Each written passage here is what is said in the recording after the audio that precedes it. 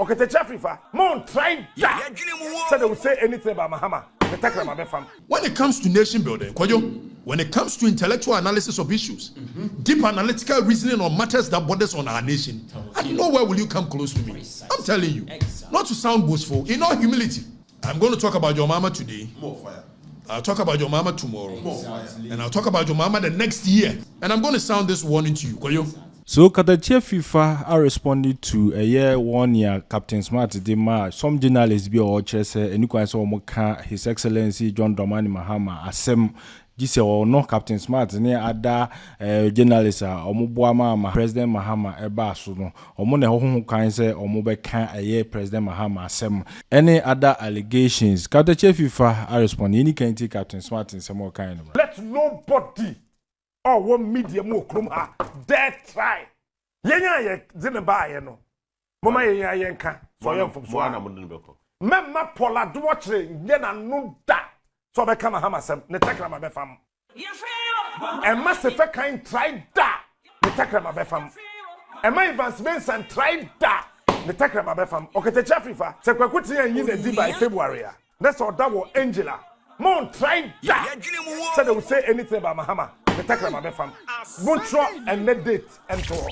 Watch this. Okay? At this point. Sure. May Mahama did some form Beka. But if you would take my blood to make sure say Mahama be a whole, I'll do it. And let nobody dare.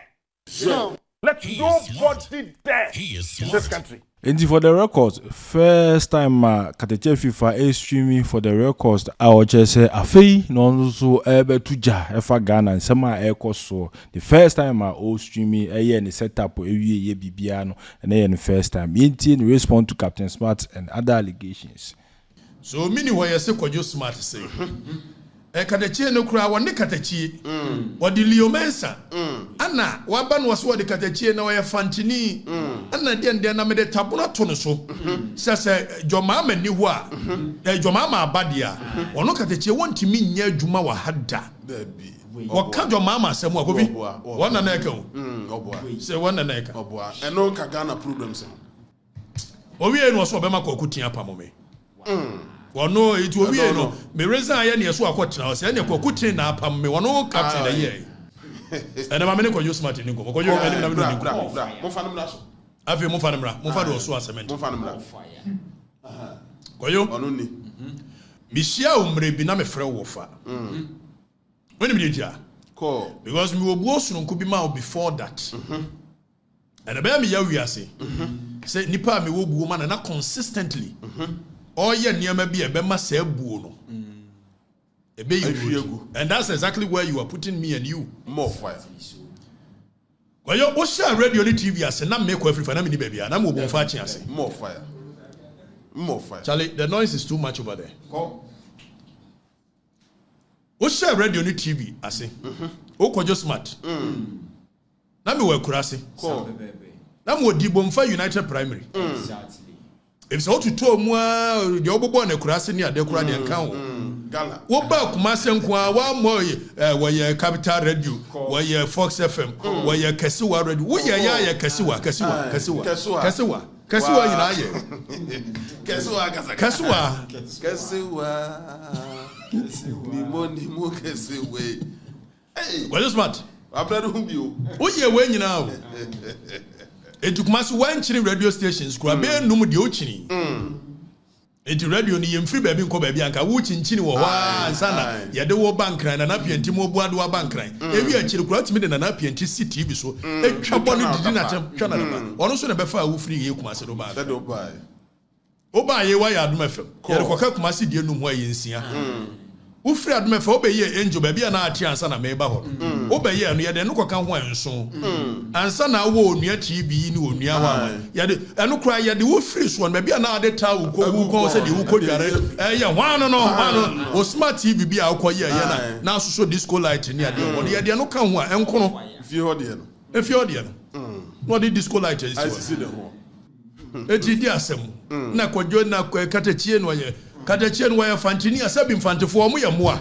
Ghana na ye ade bayi me ye Fantini na ye ade bayi na ye news Leo Mensa mia na mediana ntia bedu baby am se de said na Kwame Nkrumah de Francis na wani ti wiase a enipa a wo de God's brain yi ho a smart we di God's brain yedi Kaniba God's brain you we free so fast man ti de na man fo baby okwa we na de we ya de ne beto so we nya de so the cement so na nema ne obra ibi fast man nra yes you know Kanena Misoniama Niama kuntai general enso no mo bia anso no mo no ana didi mu wa ye radio be nkono koyo anya ma fe no emfie mu odi ayo wa ye ni nyina na fa dia ba ne da bia na ye de katachi asi wona ye bom de ni asenia entro na otwa ye na mba bete wo to se John Kuma dia na wo kan eye tro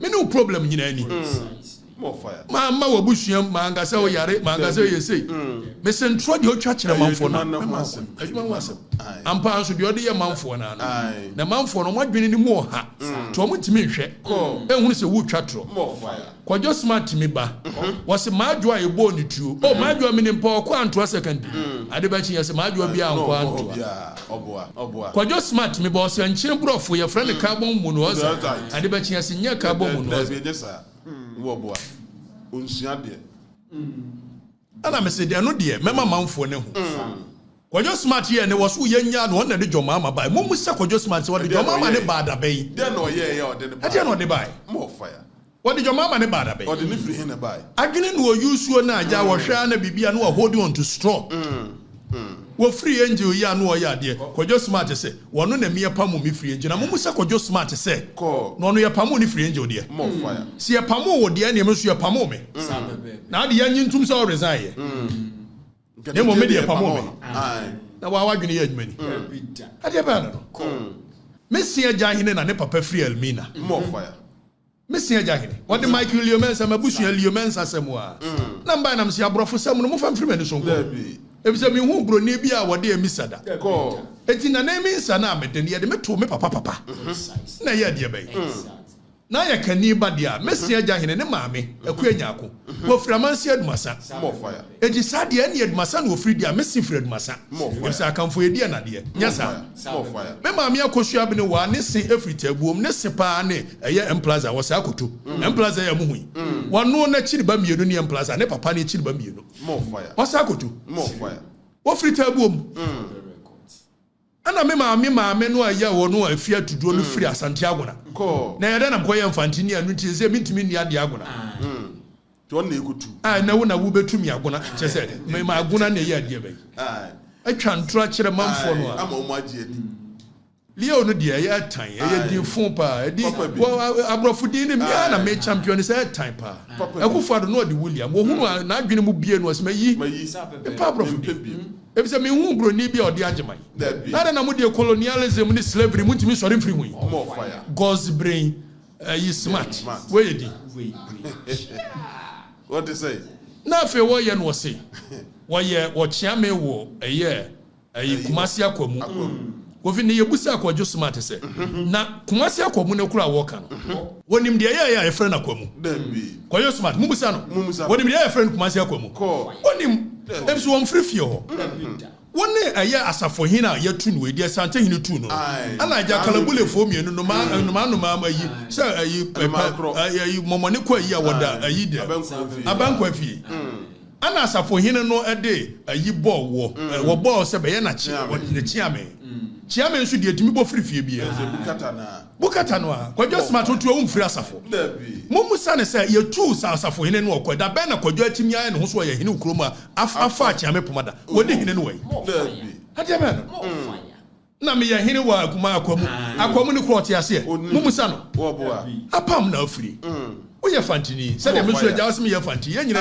fantifo afa fantini de o de o se wo ye wo gura wo se mfiri asafo ho woni asafo hine etu no yi we free so me se fa cement so ano what mama ne mre afa kwajo smart se ene akatachie no kura no woni hine ba bia more fire eti asante agonafo no de o magimi wo kwadwo no a ofiri apam aba na ya bo chiame I was asafo ahim fie no a asafo hina yetu no mo se kwadwo smart ai no ho chiame bi okroma bi lebu a mo hu bi da woni hine ba bia kwadwo smart ni hine ba bia waka dire no a ade ba no na me buo ma oni ade wo mo kofa wasem ba me nka bi ba bia about issues of morality na no yes wo yes na me dey bia hu ye wo de ayi die kosi ho mo friends ayi Kwadwo Dixon na wo ka Kwadwo Dixon na Kwadwo wa ba ma asem a me ne umienu ne obi a ya mso ba be ti se hu na kwagina wo timi twa trose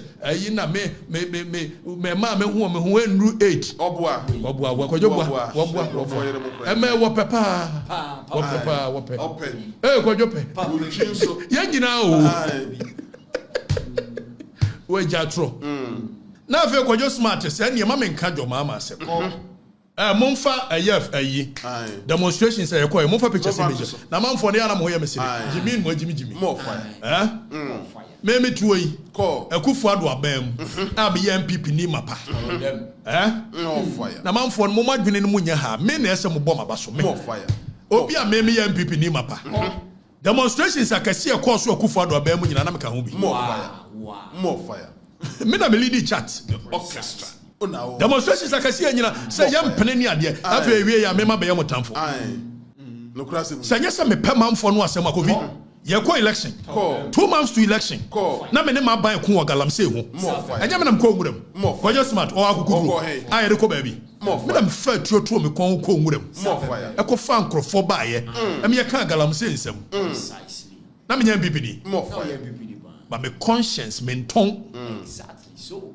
MPP no ba ndie no mo ye me more fire why na so man bibi MPP ni bia free home and I know you see Eugene Ahe presidency was say you see me din da was say boso me niam misika mo koto krata bia mo nche no ye kronfo me Eugene Ahe 8 years me friend one father more fire MPP no bia no so ma mkapre me na me ka kire wo chief of staff 5000 ode ma me ambeka no na mo de bom kwadua me an ode ma me an ambeka mo fo asam so na Kwadwo smart wo yatia yi dia wo ye ne se wo na akoso a cement se Akufo Addo mfa mesi cathedral na wo nya no korefo more fire wo ya no korefo a wo na akoso a cement so in any case kwa Kwadwo smart yes it me aiding and abetting of crime more fire it's an Akufo Addo aye bone dia wo Kwadwo smart aiding and abetting preparation of crime wo ka ho more fire you are better the crime more fire una akoso a cement me se fa cement ne so no Fashion.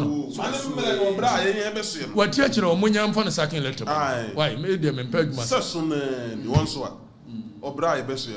And I got just smart, the miss one who did mathematical and growth. On a painting image. Got just smart. Dear Banner. You will feel so. Nafas went to swap one. I weigh any picture in free of you. Manelson. 1 year no crefo to a real no good deep papayatem, Kusibuati. One in the cost was cement.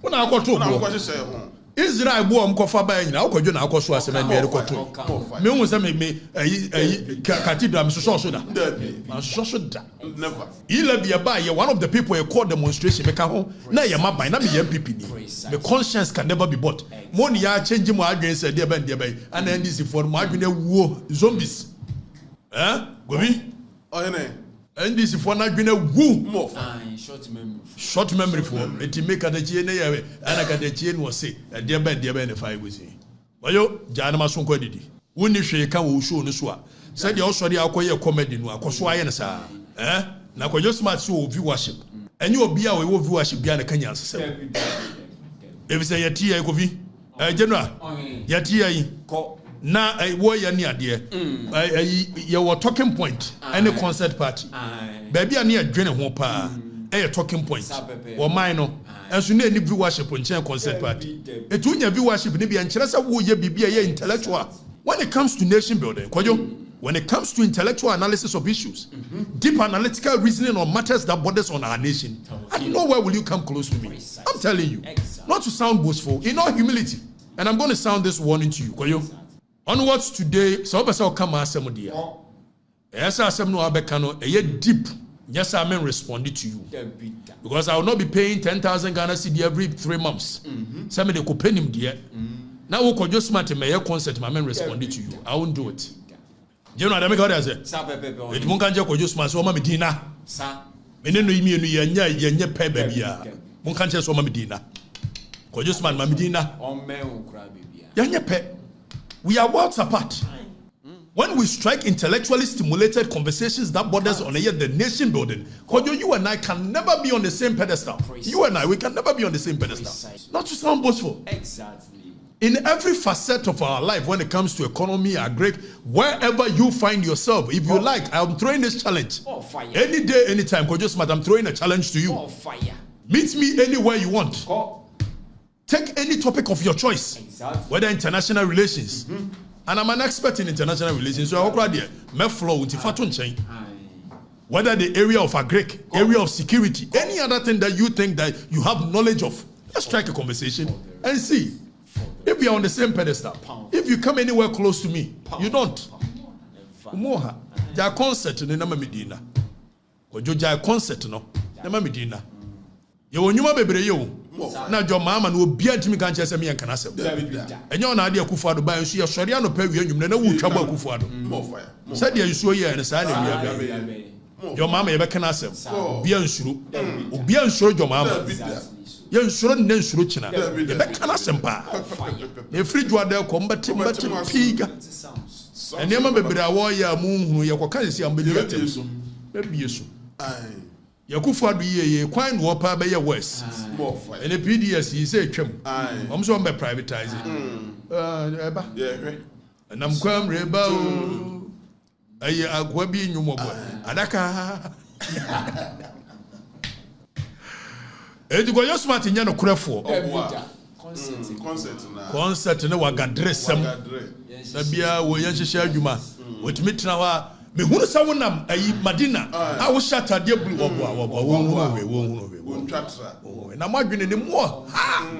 Ti nyama mu focus on mo Ghana for na adwene ne mo. Odo madwene di agro da bia. Oba bia story bia no wa peke ekosi da. And I know what you could do. Merekuduka so bomb Merekuduka young boy. And do I was my uncastle, Miss Merekuduka say. That's the Lamudi way.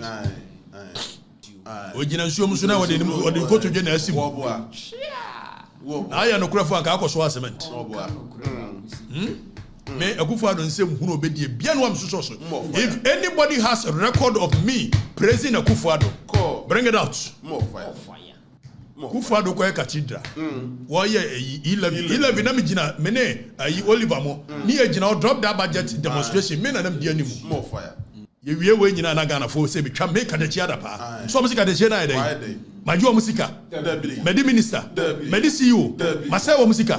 E dey nti no mo taame. No kura mo mpentia. No kurintia. Na Kojo Smart we ya wo free ohirisi anu apete. Ohirisi anu apete. Me na me ban na me se me ntwa motro. Me ya pipini. Me ya ne ne. Me ya ne china. Me ya ne chinachi. Kojo Smart ankaso ya pipini kroma da biara da. What is say me kan bie no sha se kan bi. Kojo ya adwuma wa Adom FM 6 years or 7 years. What is so aka say me MVP ni da. Me na me sha se kan Happy FM. No sha se kan bi. Me sha se say me ka say the spirit of our forebears live in me. One on so sha say JJ ne Kufuor ne Kwame Nkrumah tie. When I say you that thing I confused no. More fire. If say nipa bia wotewa wo see nipa atu mu ye JJ Rawlings Kufuor and Kwame Nkrumah. These are different personalities who do not even agree. Till I confused no. You don't even understand what it means. More fire. And today I know Kojo Smart one be benin kwa mma so nko adidi. E dey ba no. More fire. Kojo Smart say dey ba ya. Call. Mama Sonda. Aye. Na mma no nko adidi. Call. Ne obe gina TV so a concert na wo anwa osisi. I don't do any of that. More fire. It's beneath me. More fire. And I aspire to grow. More fire. Every day, ever since I started media, I aspire to grow. I tell you, if you know the kind of deep reasoning that I do every day, the self-introspection I do every day, wanting to chart a different path, you have no idea. And you think don't do these things. Don't do these things. Don't do these things. In any case, Kaminu Mienu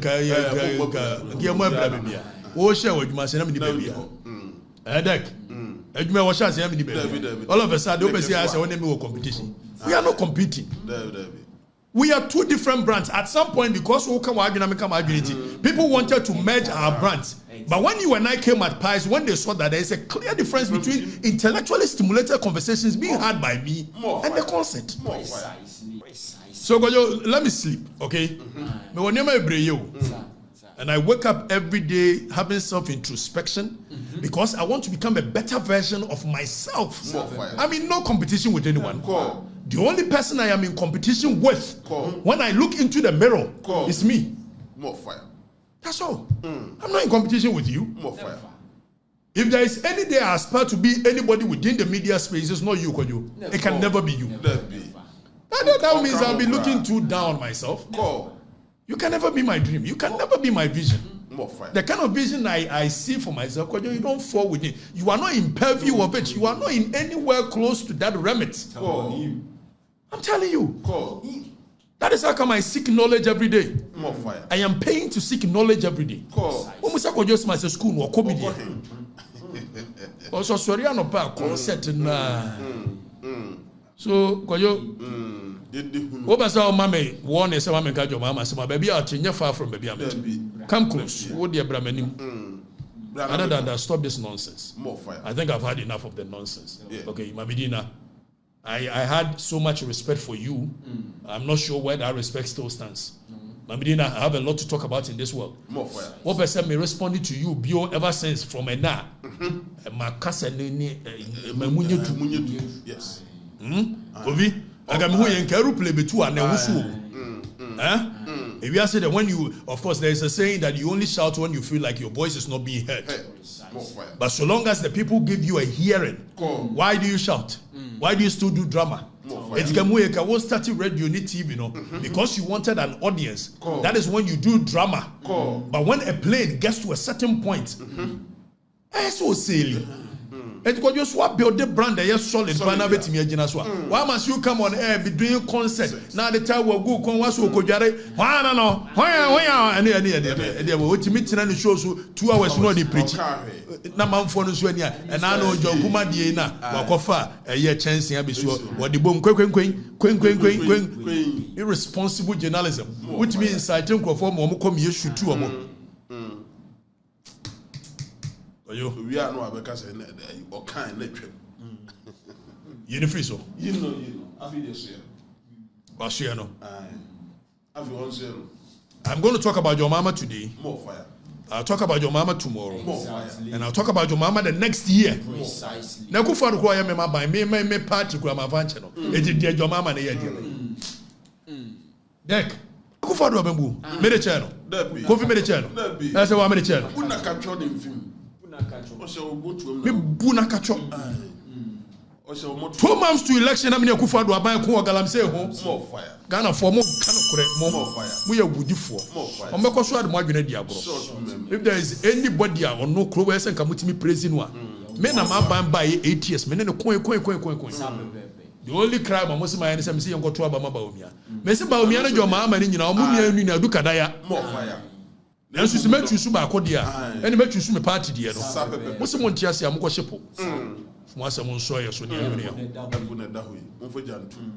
Abusua Lion 8 Clinic Ghana for Akofa a draw one Swabia Ba I friend Gallimas Herbal Capsules. Na dre yedin brema akoma 14 and a dia na ono mu dwuma edi edoso pa. Ni mo didi akotene won bi pa ne se e ma umfie no chese wonyini kra ye hu na se ikuta anti aging component tum nti e ma onyini sa so e na esan so eko enemu yade sa syphilis gonorrhea prostate enlargement prostate disorders and a face sexual weakness ni nyina e yade awotanom e Gallimas Herbal Capsules ya e be ye fro e de amount de di obiem so e ho fento aso eno e Gallimas ointment ya eno no obi a odwawia no keka no na ode afi 18 ho and a face so honam na nya kuchire ema unya hoto a mepachew eno so ebe ye firi ho ma honam na ye fefefefefe eno da nchen so a sachemfo yareba na ye wo ana ade bia edi utiri hunya de mepachew Gallimas ointment ebe ye firi ho ni nyina firi Lion 8 Clinic Ghana o say apomden ho nsem hia om ye ti yade bi to so na ye hawa